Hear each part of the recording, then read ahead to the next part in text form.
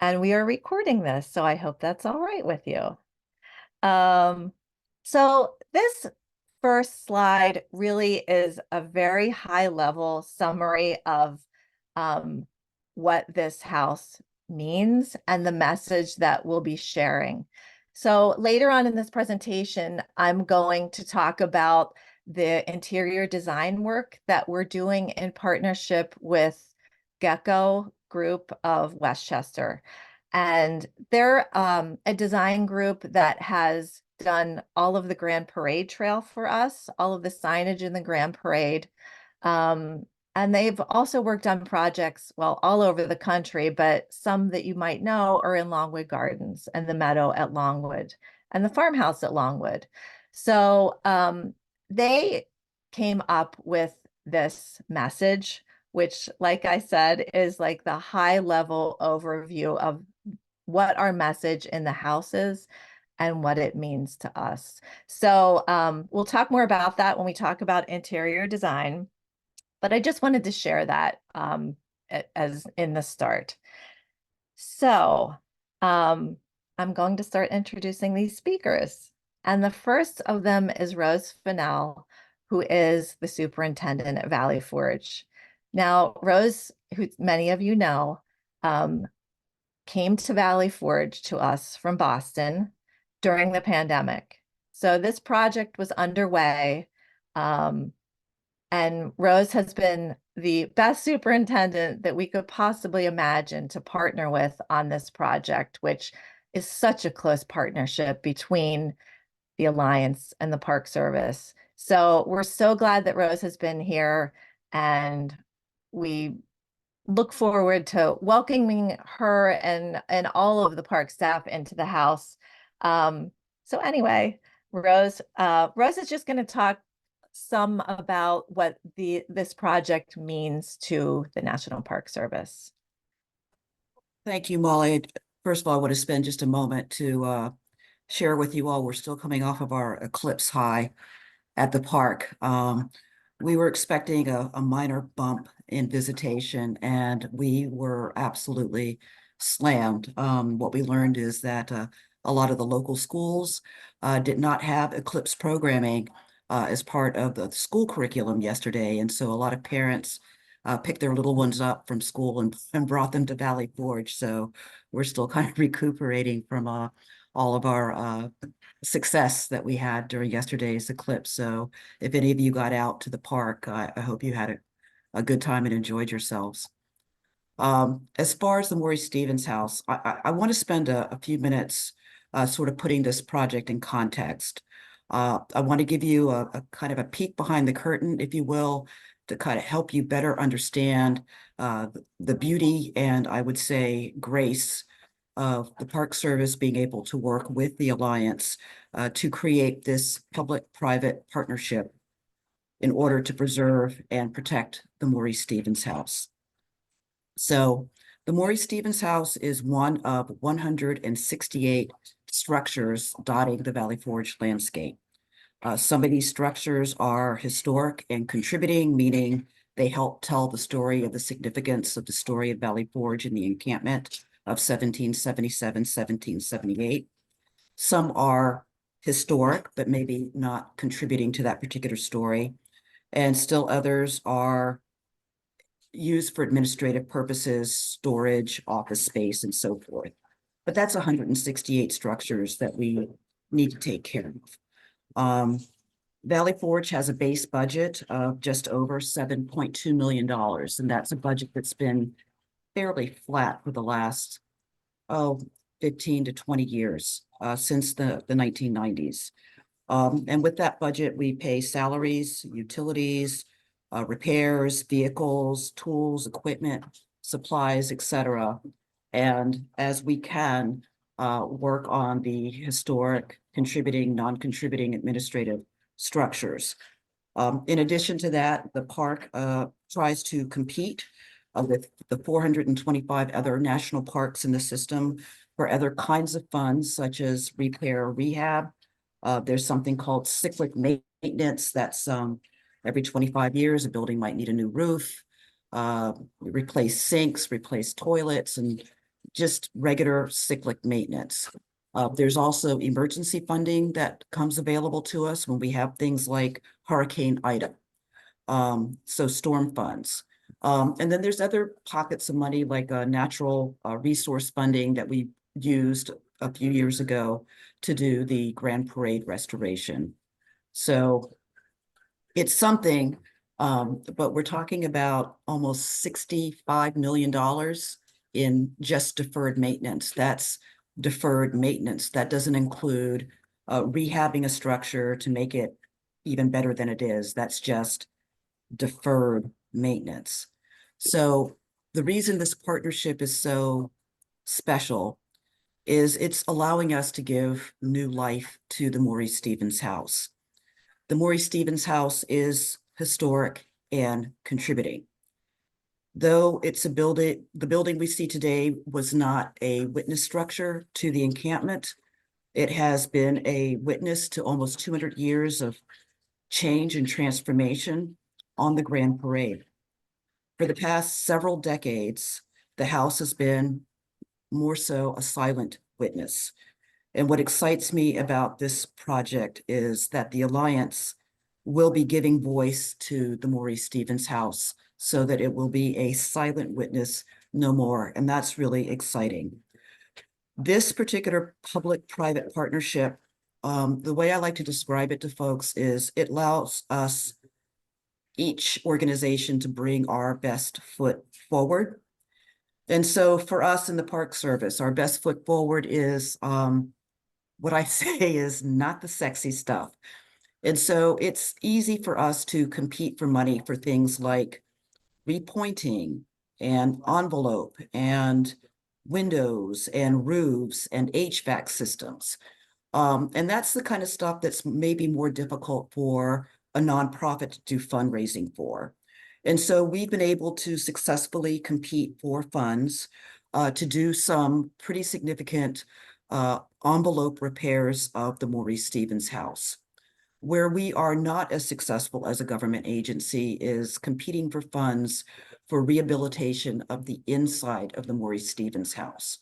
And that's where the Valley Forge Park Alliance has been wildly successful, is in creating excitement in the community to do something to fix up this significant historic structure so that it can be a place to provide programming and services, a wonderful cafe and meeting space for visitors and stakeholders and community members. And so the Park Service, when we go out for bid for project money, we, being a government agency, almost always have to go for the lowest bid. And that often works for us. But the beauty, again, of this public-private partnership is that the Alliance has been able to go for organizations and firms like Gecko and Simone Collins to bring in the best possible fit. And so it's really exciting. And what you'll be hearing from Phil and Amy and Molly and others is just some of the exciting stuff that's going to be happening with the money that has come from you, the community, in order to bring this building to life. And so I think I'm going to just kind of close with that and just say that, again, for me, the few years that I've been here, what has really jumped out at me is this idea that the Park Service, as a agency of the United States government, we can bring to bear what we do best, which, again, HVAC. Meanwhile, the Alliance can bring to bear what they do best, which is really create a buzz and an excitement in the community as we bring the Maurice Stephens House back to life. So I think I'm going to close with that and turn it back over to you, Molly. Thanks. Rose, thank you very much. And we're glad that you're doing the HVAC. So next, I do want to jump into more construction though. So we have been really, really lucky to have Phil Ritter, who joined our Maurice Stephens House advisory group that we put together, gosh, 4 years ago, because we weren't construction experts. So Phil is a project manager for IMC. and he has served as our volunteer construction manager for much longer than he's wanted to, I think, especially since our construction has really yet to get off the ground. But Phil has been in the thick of it for years now. He joined our board, so we're not letting him go. So Phil is going to talk about the construction, and I know you all had some construction questions about completion and that kind of thing. So Phil can elaborate to the extent that we have answers. Thanks, Molly. And thanks, Rose, for providing all the infrastructure for us to be able to do what we need to do. So good evening, everybody. Pleasure to be here. Glad you're with us. What you're seeing on the plan, which we're going to shift over here shortly, but this is the footings for what will be the future restrooms and seating area for the outdoor space. Kind of in preparation for our start over this summer. Allie, why don't you go to the next slide here, which will give you the overall kind of what we're going to see here shortly. But if you're looking at the bottom of the screen, the far right of that plan is the new structure that will be added on those footings that you were looking at. And what you can see inside of that structure will be some restrooms and some mechanical back of house and storage space. And then in addition, you can see there's a beautiful area that will wrap around and that will contain seating for us with some railing so you can overlook the park, on good days and even bad for that matter. What you can't see from in here is that the main structure of the house off to in the upper right. The second floor will carry some new conference space and the Park Alliance meeting areas. And then on the first floor will be a cafe that Anu will, be the caterer for, that will allow you, again, some opportunity to grab and go, smoothies, things of that nature. And then there'll be additional seating downstairs that will offer all sorts of areas to kind of park and have a cup of coffee and relax in this old beautiful structure. That's the house itself. We're going to do some additional, some landscaping work around the perimeter with some walkways that will lead you out to a brand new parking lot, which is partially existing now. And then we're going to expand the lot for some overflow parking and potential event usage, which will all happen here shortly. We're going to start hopefully in the summertime. We're getting ready to gear up for that with the concept of being done by the end of the year. So, we have a few things in front of us as far as weather and a few other approvals and things of that nature, but really excited about where we are with the project, with it being what it is, and just excited to get started and excited to see progress. All right. Thank you very much, Phil. And now I'm going to talk about the interior, which I think is the most fun part. So I had mentioned that we're working with the Gecko Group, and this is something that they put together for us a while ago to when we were just talking about what do we want this to be like inside, knowing that this is not a restoration that's going to make this place into a museum. This is a place that there's going to be a lot of life all the time. We need a lot of flexible space because there's not really a lot of space there. For those of you who have been inside, you know that there are a variety of rooms, none of them too big, really beautiful space, but space that we have to be really flexible with. So anyway, knowing that what we wanted to do, and kind of like I said, bringing the messaging from the Grand Parade inside, this is some of what Gecko has come up with. And maybe of most interest on this page is just the color palette at the bottom, because those are the colors that the range of colors that we'll be looking at inside the house. So Allie, let's see what the next slide is. So a lot of people have asked about what's the interpretive messaging.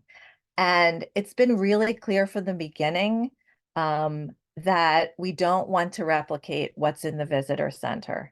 The Park Service doesn't want us to do that. And really, we don't want to do that. And like Rose had said, this has been a silent sentinel for a long time, and there will be no more silence. We will be quiet enough to hear the birds, but there's going to be a lot of life in this house. And the messaging that we're working on that will be inside the house in a variety of ways, in the new restroom, on the walls, on table tents that may change over time. We'll really be focusing on the Grand Parade, the house and the history of the house, and the Valley Forge Park Alliance and the history of the Alliance and what we are today. So it's going to be a really interesting message. And for those of you who have walked the Grand Parade Trail, well, you know, this is the trailhead for it, which is going to be a really great thing too. But the message of the Grand Parade is about transformation of that space from being a place where dinosaurs roamed to through many things. Indigenous people took care of it for 25,000 years. It was farmed before the encampment. It was farmed after the encampment. It became industrial land. And now it's this largest open meadow in southeastern Pennsylvania. So we're ecstatic to be there, and we want to tell the story of the space. Details to follow. It's kind of hard for you to look at. We are going to send this as a follow-up. So if you wanted to look at these slides later, you could.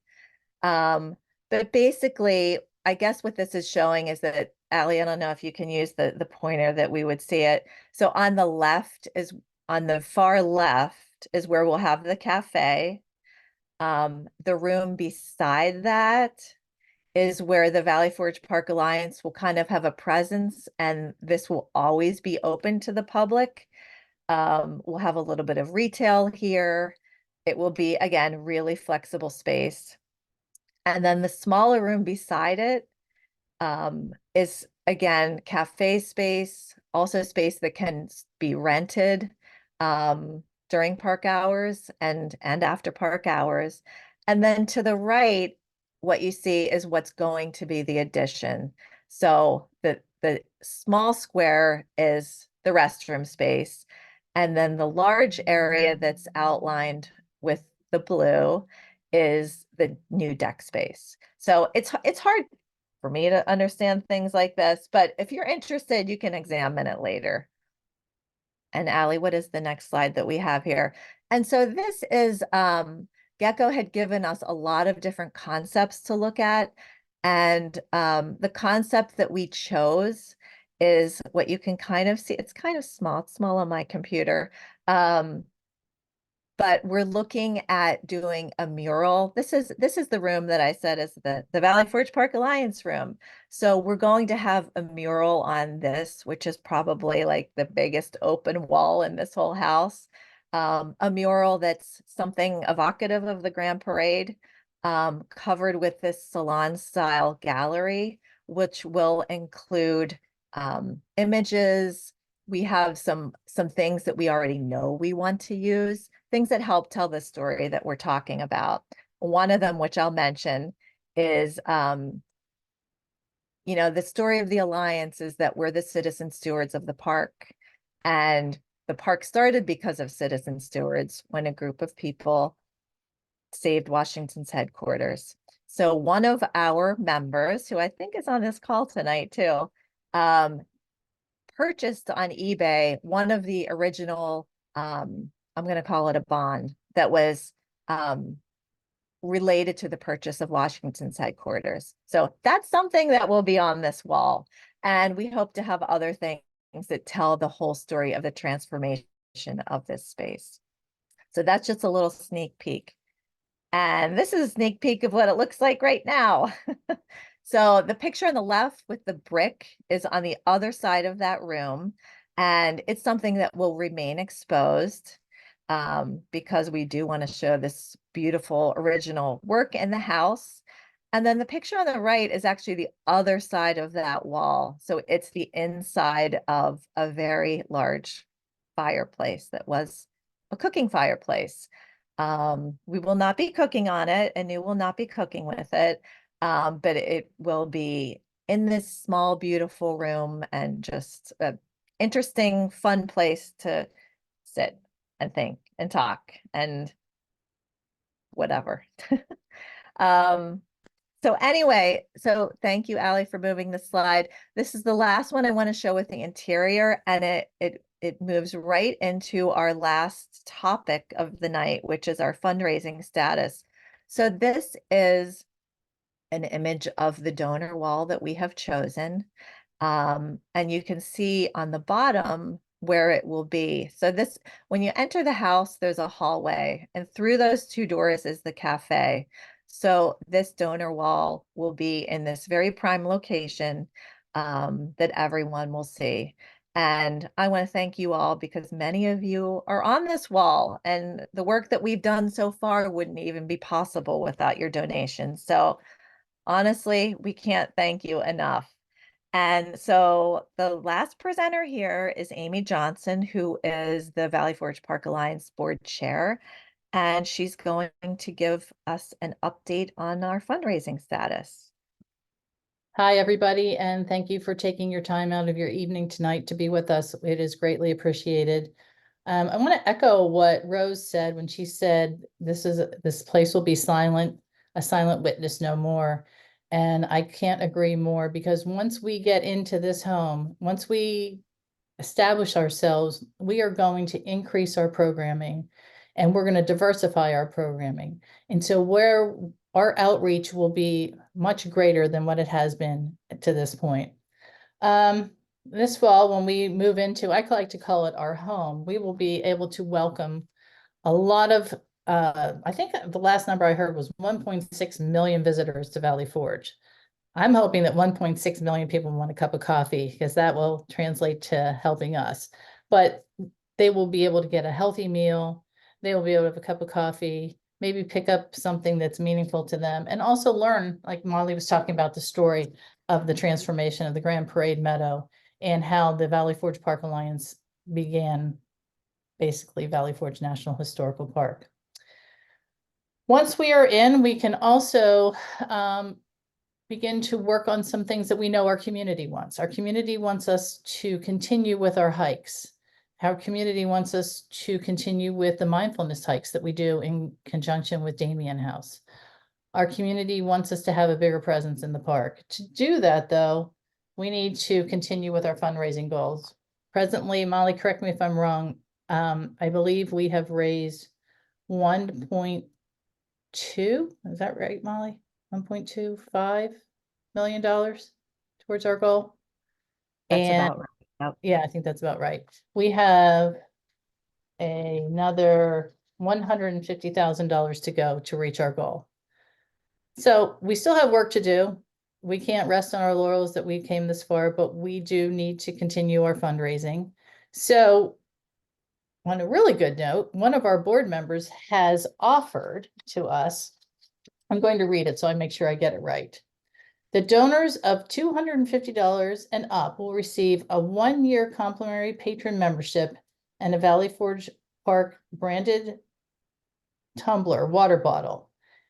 For this, you will get this, but also our donor will also match this. So a $250 donation becomes a $500 donation, and you receive a mug. How about that? It's also, we're going to put a time frame on this. We're going to end it on May 15th.